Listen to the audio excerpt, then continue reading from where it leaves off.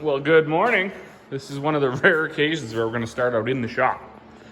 I loaded a total molasses already, and last night our Super Bee showed up, so we unloaded him about 10 o'clock last night. Dad's manifold worked awesome. If I end up back outside today, I will show you that. But we are inside today. I don't know if I showed this in one of my last videos, about 5 videos ago, I think is when it would have been. Oil leak. So I washed this tractor all up, didn't know where it was coming from. Suspected it was coming out of the turbo, and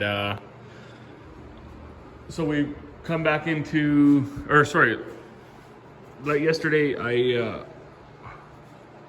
after I was done making bags, I noticed it was dripping again, so we brought it in the shop and got everything peeled off. I was gonna film that, but because this will be a turbo changing video for a 4440, but there's nothing to it. I mean, there's only 2 bolts at the back here that hold this hood on.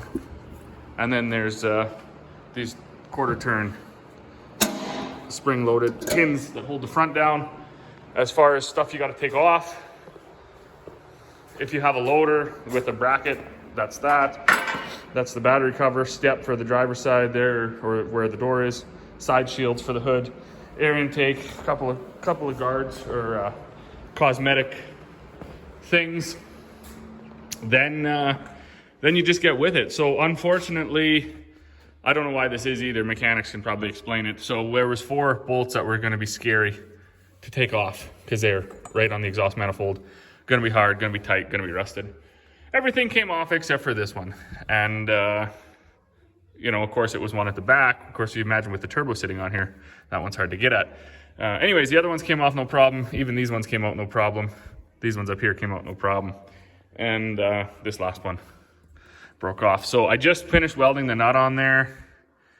We had this soaking overnight with nutcracker.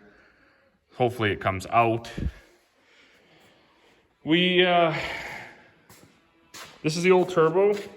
I'm not exactly sure where the leak was coming from. Go back here for a minute. So in back here, there really should never be oil on this side. This is just air. And there's a big pile of oil back there. However, once we took it all apart, I think this oil tube, this drain tube, because they changed this turbo, and instead of using the proper gasket, so where's the bottom now? This is the bottom. This would be the bottom here. Whoops. And instead of using the I better shut that music off. They won't let me upload this video. All right, now that that's off. Okay, so instead of using the proper gasket for the bottom here where the oil would drain out, they used this make a gasket stuff. This was in there, and you can see that's not really,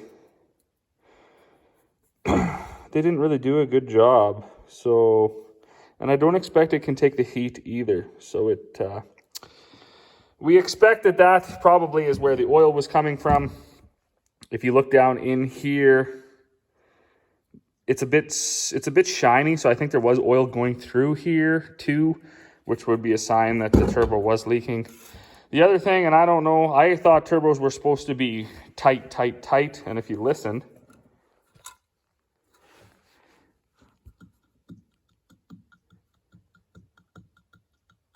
you can wiggle it that much with your finger. Now, I mean, that's a question for a mechanic. Maybe Ed can weigh in on that, why that would be.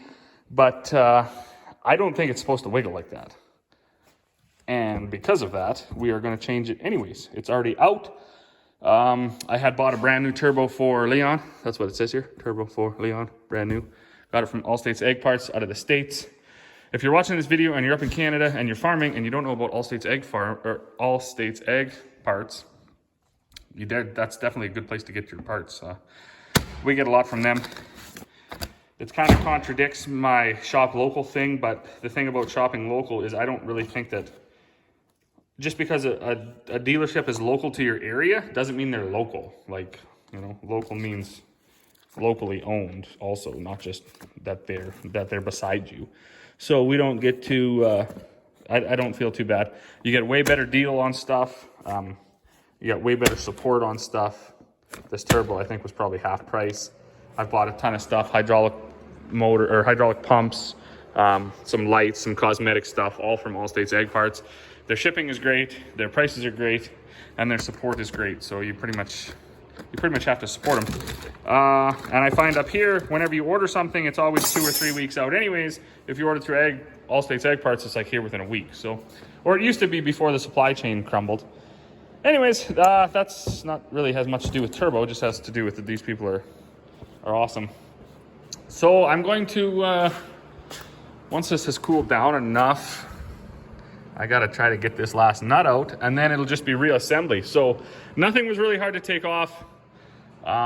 We did have to slide the exhaust pipe, so it's laying over there. We had to slide it out to get the turbo out, and then it's pretty straightforward. They're only like 4, 8, 12 bolts, a couple of hose clamps, and a couple of oil lines. So not a big deal. 4440s are amazing tractors. In fact, I was reading an article, and that article claimed that the 4440 series tractor was the best tractor John Deere ever made. Certainly the best in the Iron Horse series.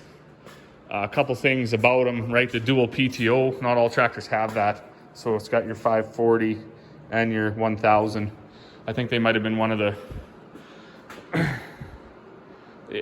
I shouldn't say they were the first tractor. There's lots of tractors. Even our Cockshot 1955 has a dual PTO. But for ease of changing and for horsepower, for weight distribution, for all that stuff, really nice tractor. So that's why we got another one. We had this loader for our other 4440, but we never take our snow blade off the other 4440. Even in the summer, we use it just pushing a little bit of dirt around and stuff like that. So when this came up at an auction sale, we had to get it because, I mean, why not? They're an amazing tractor. It come with these big tires on it. The guy was using it for baling. I wouldn't have got these radials, but because radials are super expensive. But it is it's a smooth ride for sure. And if you're going out in the field, totally useless around the yard. But what a guy really should do is take that outside set of duals off and fill the inside with fluid. So when you're moving these big heavy bags around, you can still travel. But if we decide to hook it up to the rock picker and go picking rocks, it would be nice to have the duals on. So anyways, that's that. Back to turbos. I think it would be a bit naive to think this will just come out of here now with a wrench. One thing I gotta say too, though, is if you're the kind of person that thinks you can do anything and everyone's jobs are easy, welding, really anything. If you don't know how to weld, and I don't, life sucks if you're doing welding related things. Like even just welding this nut onto this stud. If you really knew what you were doing, and I wouldn't be scared to just break that nut off right now, because I'm not going to get 100 chances at this. This is I'm really only getting one. If I break this nut off again, oh man. But I think what I'm going to have to do is going to have to get a bit of heat and put a bit of heat on here as well. To break this loose, it is not coming. Look at that.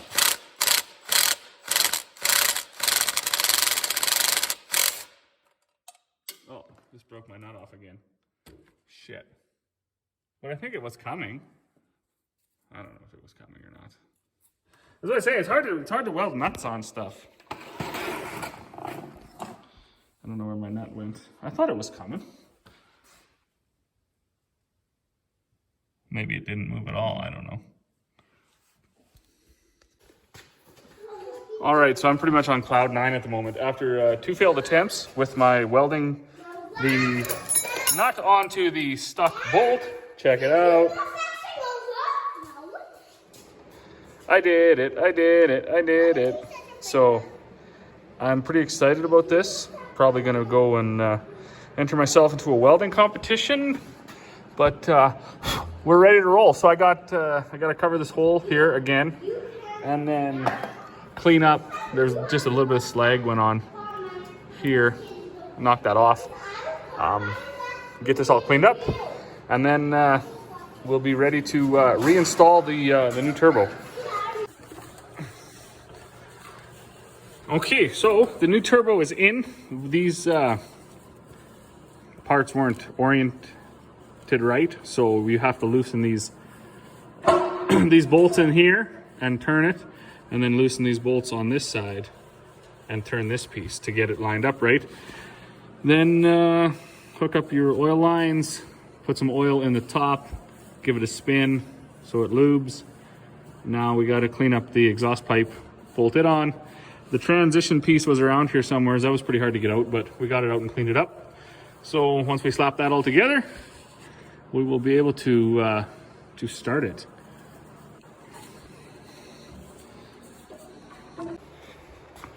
Okay, so we just slipped in for lunch, but you know, this actually project is pretty much done, and it's as simple as that. So 4 bolts, 4 bolts, 4 bolts, and that pretty much comes apart once you get the hood off. The rest of this stuff is easy to do. You loosen these, like I said, on either side, and then that allows you to turn these two to line them up to where they need to be. This transition piece was stuck in the old one, but we got it hammered out. A little bit of anti-seize on there and fit together. So now all we got to do is tighten everything up, and we'll be able to start it. We're going to back it out. As you can see, making feed, it gets a lot of dust and everything, so it's getting pretty gross in there. So we're going to wash this all out, and then we'll bring it back in here and put the hood and all the cosmetics back on.